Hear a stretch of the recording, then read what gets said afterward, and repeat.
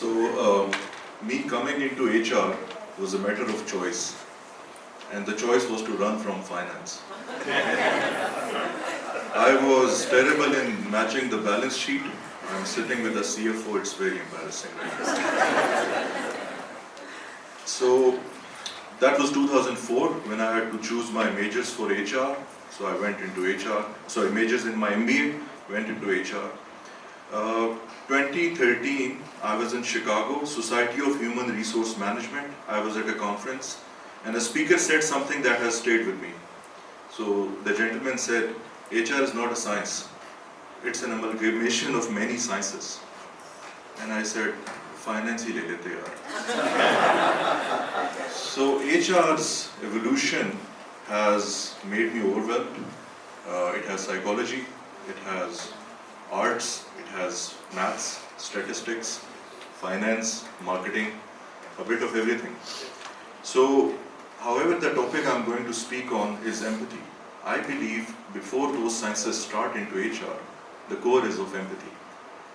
So I actually apologize because my slides are not fancy slides. They are like my Instagram. You'll see a few selfies. I apologize in advance because I know with this Gen Z and everything, you guys are tired of seeing the bathroom selfies. But luckily I don't have anything in the bathroom. That's disappointing. My Insta is public. My first story is about a recognition program. When I joined Bestway Group, huge company, huge setup, the first question I asked was, do we have a recognition program? We have made success. What are we doing with our good performers? They didn't. We launched a program. I go to one of our plants in the KP region. The guard opens the gate for me and there's a badge he's wearing and it says some appreciation, Behtareen Kaam Meri Pehchan. So that was part of that recognition. I asked him, how did you get it? He said, I found some money and I returned it to the admin office. The general manager has given me this badge. I said, how do you feel? He said, I have never felt this in my entire career. Empathy.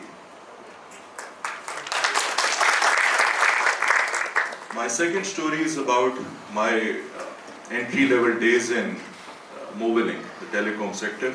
Zohair was heading the company. I was the first HR business partner for call center. The role wasn't really defined. I was just asked to go there and sit and observe and talk to people. I was an introvert. It was an absolute disaster. And then my HR director said, Hassan, you were not really indulged into the HR business partner role. So we are getting a new HR business partner for the call center. We are sending you to a non-glamorous place, the engineers. I said, okay, works for me. As long as I have that fuel card, that helps me move around. I went to the engineers and again, being an HR business partner for an introvert is a big challenge. So I was sitting there and I said to an engineer, hey, what are you going to do today? He said, I'm going to a site in Hassan Arshad. So I said, can I join you? He said, of course. So I went with him, I took all the pictures of the day and I came back, put that in PowerPoint and I called one day in the life of a field engineer. So I made a PowerPoint show like a story, just like Ek Din Jio Ke Saath. And I sent it out to a group of some technical and some HR people. To my surprise, the chief technical officer replied on that email. He said, good job, son. Why don't you send it to all employees? I said, okay. Even the pictures quality wasn't really good. It was a Sony Ericsson phone, doesn't exist anymore. So then I improved the presentation and asked the permission of the HR director. I sent it out to the whole company through the HR login. And to our surprise, Zohair appreciated the project. And he said, HR is able to show the toil that these engineers have put together on which Mobilink stands today.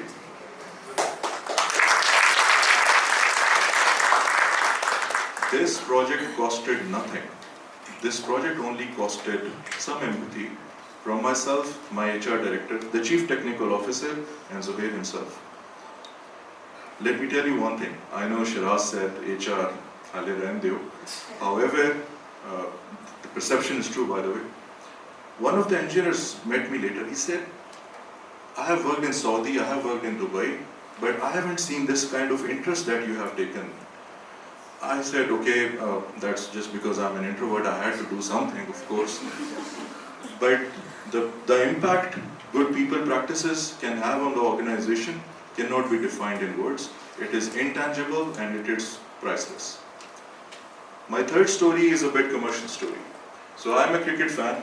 Pakistan-India match.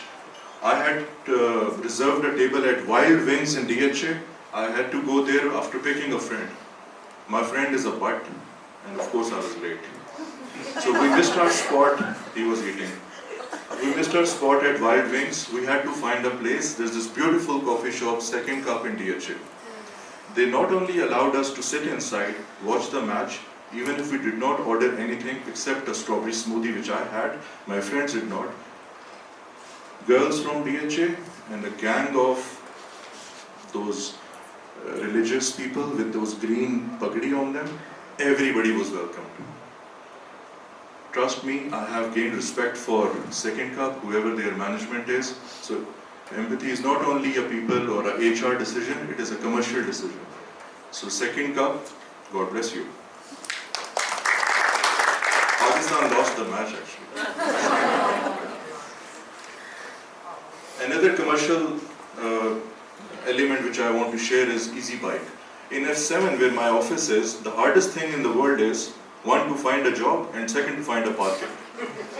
So when I park my car outside my office, it is impossible. If I go for lunch, I lose that parking spot, which I have earned by coming early in the morning. Easy Bike comes to rescue. There's a simple mobile app, which I used. I grabbed my sandwich, came back, used the app, paid the money. Everything was digital. But that digital technology actually stands with empathy.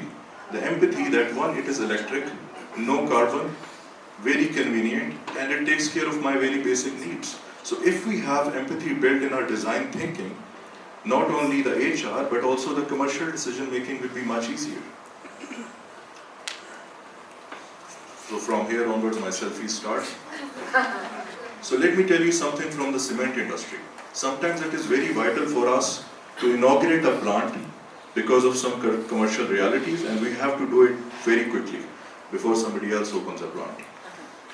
So we had to do it, we received the invite, this was our Hatar plant, we are right now the largest cement company in Pakistan, so we went to the plants, and when I met these guys, the engineers, again, there was a lot of dust on their shoes. So I asked them, guys, today's inauguration, everybody is suited, booted, why are you not ready? So they said they were working till 4 a.m. The least I could do was take this picture and I posted on LinkedIn. Of course, I got some comments, but something that stayed with me was my boss's comment. He said he's proud to lead. He's the managing director of the company. He's proud to lead such young, vibrant engineers who have done all this to make us the leader. This was a bit... My boss is a very emotionally guarded person. Getting this out from him is not easy.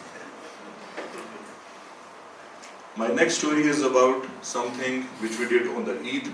So the guy in grey shalwar kameez that you see was my HR business partner for plants. And of course, by now you know my favorite color is blue, because every picture that I have and right now. So we went to our plants on Eid. The guy, Rizwan, we went back, he came back to my home. We had those Eid festivities, Savaiya and everything. Not only I found a friend, but to my surprise, this picture went viral on a lot of WhatsApp groups in our industrial environment.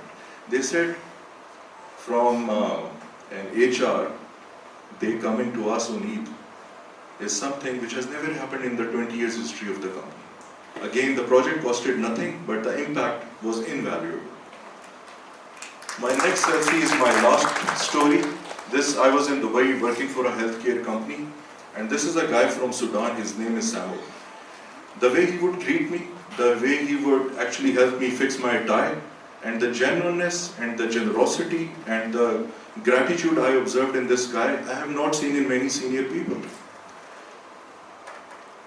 This is the guy who actually taught me what John Maxwell meant when he said level 5 leadership.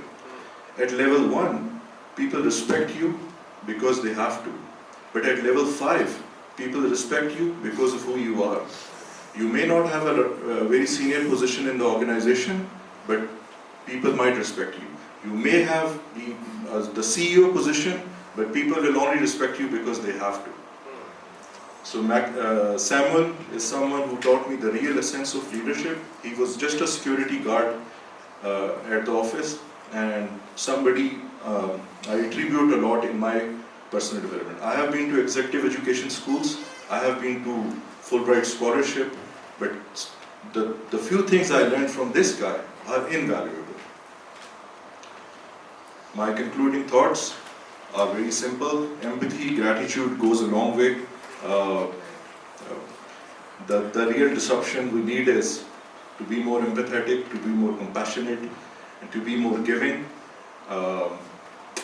Me becoming a public speaker, if I am, is again a result of empathy. The first birthday ceremony I hosted in Mobiling, I thought it was a disaster.